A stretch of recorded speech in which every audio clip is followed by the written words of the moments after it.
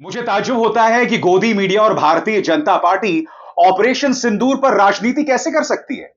तू सवाल तो पूछ, हक है तेरा, फर्ज है तेरा, किसी की खैरात, किसी का एहसान नहीं तुझ पर, मगर शर्त है, अंदाज़े बयां हो बेखौफ, अंदाज़े बयां हो स्पष्ट, अंदाज़े बयां हो बेबाक। हां, उस लफ्ज को याद रखो, अंदाज़े बयां हो बेबाक। बेबाक। अमित शाह ने कुछ नहीं कहा, देश के रक्षा मंत्री ने कुछ नहीं कहा, और दूसरी तरफ अमेरिका के राष्ट्रपति बोल रहे हैं, उपराष्ट्रपति बोल रहे हैं, पाकिस्तान के विदेश मंत्री, उनके डेप्यूटी प्राइम मिनिस्टर, उनका प्रधानमंत्री, उनका सेना प्रमुख, हर कोई बोल रहा है। और गोदी मीडिया क्या कह रहा है आप जानते हैं दोस्तों। आज संबित पात्रा की प्रेस कॉन्फ्रेंस हुई और क्या आप जानते हैं गोदी मीडिया ने उसे कैसे पेश किया। गोदी मीडिया ने यह कहकर उसे पेश किया कि भाई पाकिस्तान और विपक्ष के सवालों का जवाब देने के लिए संबित पात्रा का यह प्रेस कॉन्फ्रेंस बुलाया गया है। कितनी शर्मनाक बात है। यानी कि गोदी मीडिया ने विपक्ष और पाकिस्तान को एक पैमाने पर ला दिया। आप सब जानते हैं दोस्तों, जब ऑपरेशन सिंदूर चल रहा था तब चाहे राहुल गांधी हो, तेजस्वी हो, अखिलेश हो, असदुद्दीन ओवैसी हो, पूरी तरह से सरकार के साथ थे। और अब गोदी मीडिया की यह मजाल कि वो इस तरह की बातें करें। आज कई बातें सामने उभर कर आ रही हैं। यह सवाल इंडिपेंडेंट ऑब्जर्वर्स उठा रहे हैं। सेना के पूर्व दो प्रमुख, जी हां, दो आर्मी चीफ्स उठा रहे हैं कि यह 3 दिनों में युद्ध विराम की घोषणा क्यों कर दी गई, इससे क्या हासिल हुआ। ब्रह्मा चलानी, जो कि विदेश मामलों के जानकार हैं, वो सवाल उठा रहे हैं। इन सवालों का जवाब देने के लिए आप सामने नहीं आ रहे हैं। सबसे शॉकिंग, इंडियन एक्सप्रेस का जो पहला पन्ना है, पूरी खबर सूत्रों के आधार पर बता दी गई है। प्रधानमंत्री कह रहे हैं कि गोली का जवाब गोले से दिया जाएगा। अब यह सलीम जावेद के डायलॉग मारने बहुत आसान है और आपका गोदी मीडिया पाकिस्तान और विपक्ष को एक पैमाने पर रख रहा है। दोस्तों, हकीकत यह है कि जिस मुद्दे को लेकर भाजपा नेहरू की आलोचना करती थी, भाजपा ने वही किया है, भाजपा सरकार ने वही किया है। और मैं आपको बताता हूं क्यों। क्योंकि इससे पहले चाहे 1948 हो, 1971 हो, 1965 हो, भाजपा क्या कहती है कि भाई नेहरू ने युद्ध विराम की घोषणा करके पाक ऑक्युपाइड कश्मीर पर पूरा कब्जा नहीं किया, यानी पूरा कश्मीर हमारा होता, मगर उन्होंने जल्द युद्ध विराम की घोषणा कर दी। तो अब आपसे सवाल किया जा रहा है कि अमेरिकी दबाव में आपने इतनी जल्दी क्यों कर दी। और आज कांग्रेस, जी हां, अमित शाह के इस बयान का जिक्र कर रही है जो उन्होंने आज से करीब 2 साल पहले दिया था। वो आलोचना यहां पर नेहरू की कर रहे हैं, मगर कहीं ना कहीं अब उनकी आलोचना हो रही है कि आप पाकिस्तान को लगातार पीट रहे थे, ठोक रहे थे। फिर क्या वजह थी कि 3 दिनों में आपने युद्ध विराम की घोषणा कर दी। जो लोग से नो टू वॉर कर रहे थे, यानी युद्ध को ना कह रहे थे, उनको तो आप गालियां दे रहे थे, मगर रहस्यमय तरीके से अमेरिकी दखल के चलते आपने युद्ध विराम की घोषणा कर दी। और सबसे बड़ी बात, इन 3 शहरों में से ना प्रधानमंत्री, ना रक्षा मंत्री, ना अमित शाह, अभी तक किसी ने कुछ नहीं कहा है। सुनिए अमित शाह के किस बयान का जिक्र किया जा रहा है और सरकार को कटघरे में रखा जा रहा है। जब हमारी सेना जीत रही थी, पंजाब का एरिया आते ही सीज फायर कर दिया गया और पाक ऑक्यूपाई कश्मीर का जन्म हुआ। अगर सीज फायर 3 दिन लेट होता तो पाक ऑक्यूपाई कश्मीर आज भारत का हिस्सा। सबसे बड़ी बात दोस्तों याद कीजिएगा, स्वर्गीय सुषमा स्वराज ने क्या कहा था। स्वर्गीय सुषमा स्वराज ने कहा था कि भाई शिमला समझौते में हमारी कुछ उपलब्धियां थी, कुछ वादे थे, और उसमें यह कहा गया था कि भारत और पाकिस्तान के बीच, खासतौर से कश्मीर जो है, उसमें तीसरे पक्ष के दखल की कोई गुंजाइश नहीं है। मगर डोनाल्ड ट्रंप क्या कर रहे हैं? डोनाल्ड ट्रंप लगातार कह रहे हैं कि 1000 साल पुरानी कश्मीर की समस्या का समाधान होना चाहिए। पहली बात, पाकिस्तान का वजूद 1947 से है, तो भाई कश्मीर समस्या 1000 साल पुरानी कैसे हो सकती है? बड़ी बात, अमेरिका कश्मीर का अंतरराष्ट्रीयकरण करना चाहता है। ट्रंप के दखल से हमने युद्ध विराम पर लगाम लगा दी, हालांकि भारत सरकार इससे इनकार कर रहा है। मगर फिर प्रधानमंत्री सामने क्यों नहीं आ रहे हैं? बड़ा सवाल कि क्या हमने शिमला समझौते को तिलांजलि दे दी है? याद कीजिएगा, सुषमा स्वराज ने क्या कहा था और उनका यह बयान सरकार को आईना दिखा रहा है। मित्रों को शिमला समझौते की स्पिरिट भी है, दोनों देश हस्ताक्षरी हैं उस पर, जिसमें हमने ये कहा है कि जब भी भारत और पाकिस्तान के बीच में वार्ता होगी, मैं वार्ता शब्द इस्तेमाल कर रही हूं, वार्ता होगी तो केवल भारत और पाकिस्तान दो देशों के बीच में होगी, ना कोई तीसरी पार्टी, ना कोई तीसरा व्यक्ति उसमें मध्यस्थता करेगा, ना भागीदार होगा।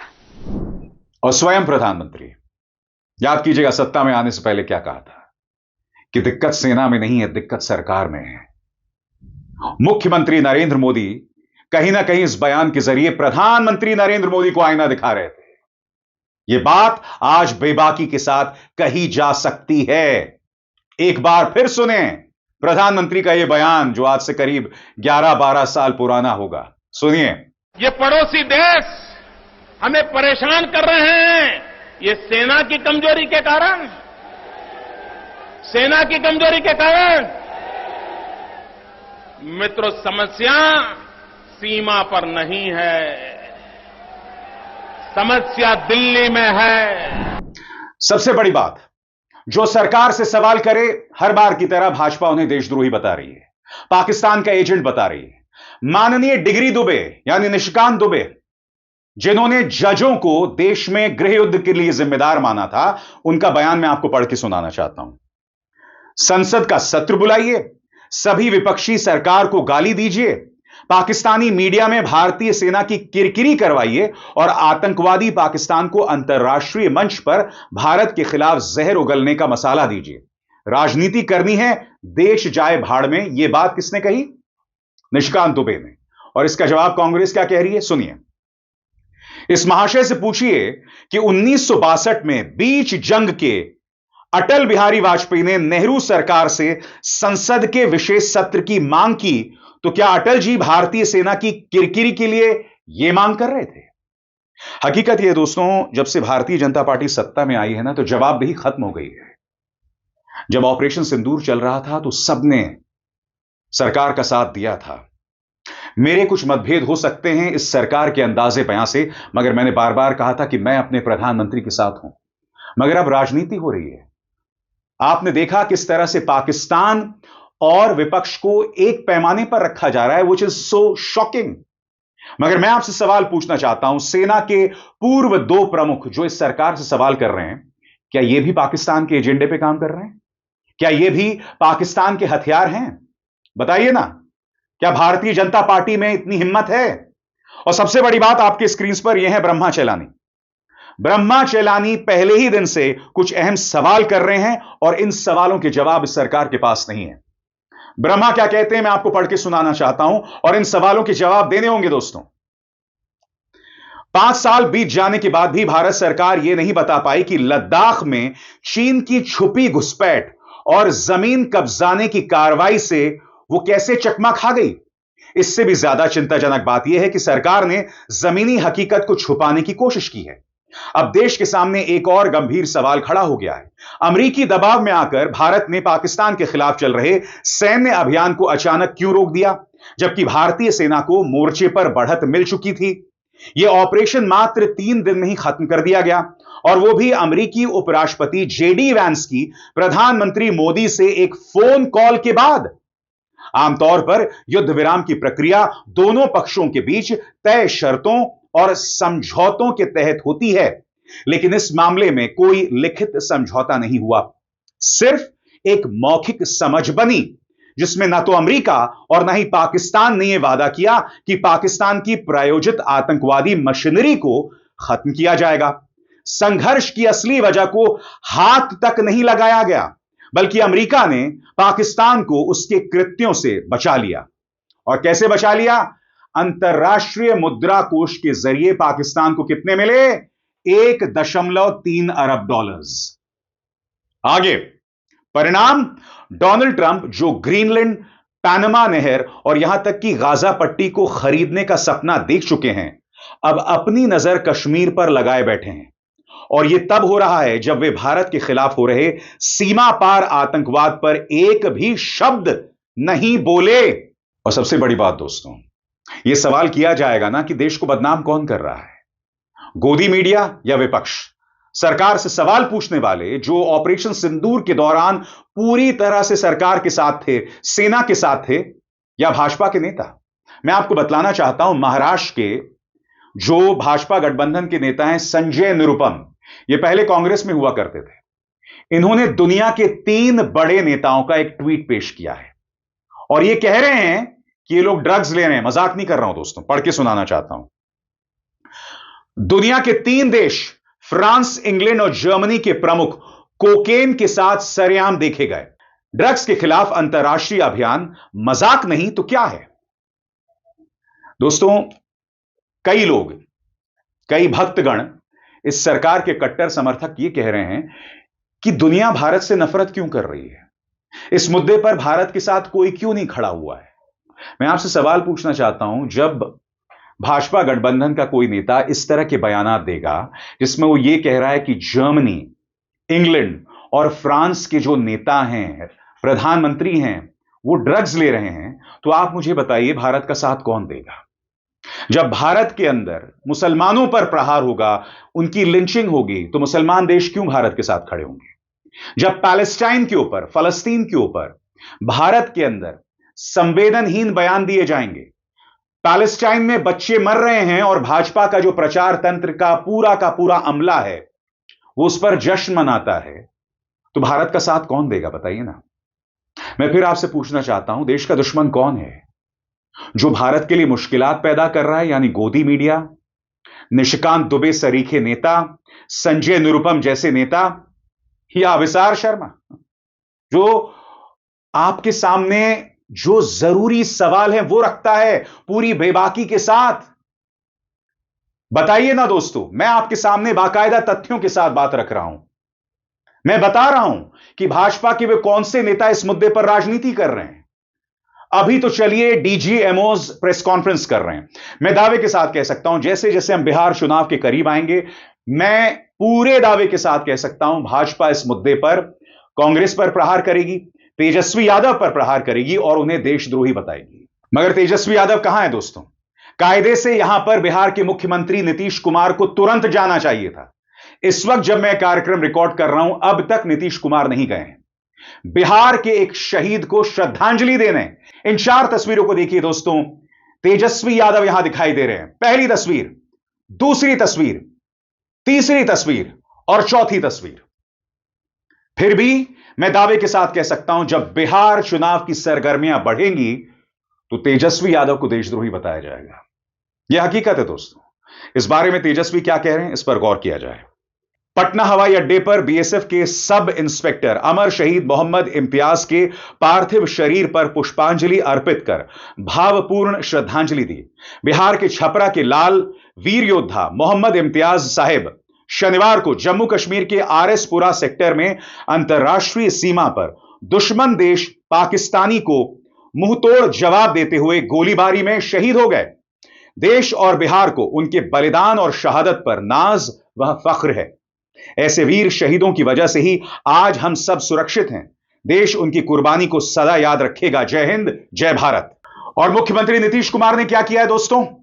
उन्होंने अपनी तरफ से श्रद्धांजलि दी है, मगर वो वहां नहीं गए। कम से कम मुझे तो नहीं पता चला, तस्वीर सामने उभर कर नहीं आई इस वक्त जब मैं कार्यक्रम रिकॉर्ड कर रहा हूं। उन्होंने अपनी श्रद्धांजलि जरूर दी है, जैसा कि आप इस ट्वीट में देख सकते हैं।